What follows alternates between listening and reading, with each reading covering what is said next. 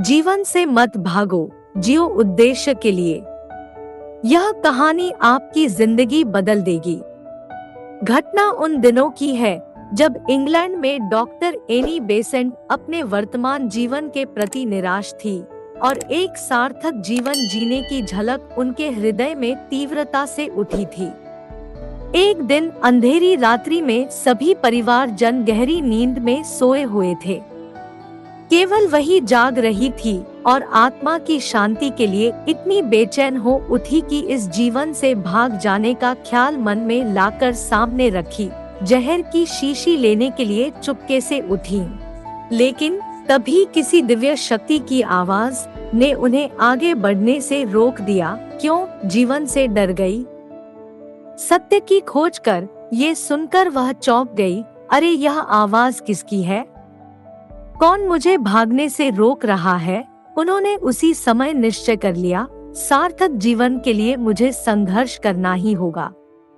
सत्य की खोज के लिए वे अपना परिवार, सुख संपत्ति आदि सब कुछ छोड़कर भारत आ गई। उन्होंने साध्वी जैसा जीवन यहाँ ग्रहण किया और विश्व को भारतीय जीवन दर्शन के रंग में रंग देना ही अपना मुख्य उद्देश्य बना लिया।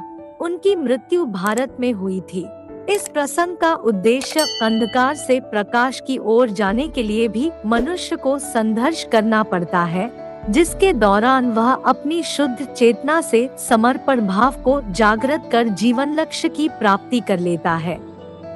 ऐसे संघर्षवान व्यक्ति की ईश्वर भी सहायता करता है, बशर्ते वह सच्ची लगन व उत्साह के साथ सार्थक जीवन के प्रति संकल्पकृत है और उसकी आंखें निर्धारित लक्ष्य पर केंद्रित है।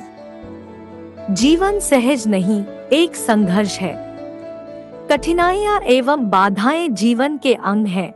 इनसे भयभीत होकर कर्तव्य पथ से पलायन कर देने का अर्थ होगा अपने जीवन मूल्य को नष्ट कर देना। सत्य तो यह है कि कठिनाइयों और दुखों पर विजय प्राप्त करके ही मानव ने इस भौतिक संसार का इतना ऊंचा विकास किया है। जब कड़वी दवाई के सेवन से रोग का निदान शीघ्र होता है, तब हम अपने जीवन लक्ष्य की सिद्धि में संघर्ष करने से क्यों कतराएं? हेनरी फोर्ड का कथन ध्यान देने योग्य है।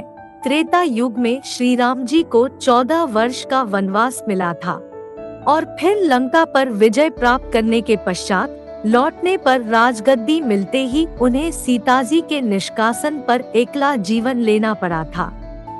द्वापर युग में श्री कृष्ण के होते हुए भी धर्मराज युधिष्ठिर सहित 5 पांडव भाइयों को 12 वर्ष का वनवास और साथ में 1 वर्ष का अज्ञातवास झेलना पड़ा था।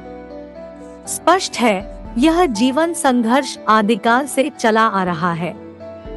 आता सुंदर जीवन बनाने के लिए हमें संघर्ष के बीच तो रहना ही होगा, बाधाओं को पार करते हुए आगे बढ़ना होगा और तभी हम अपने जीवन उद्देश्य की पूर्ति कर पाएंगे।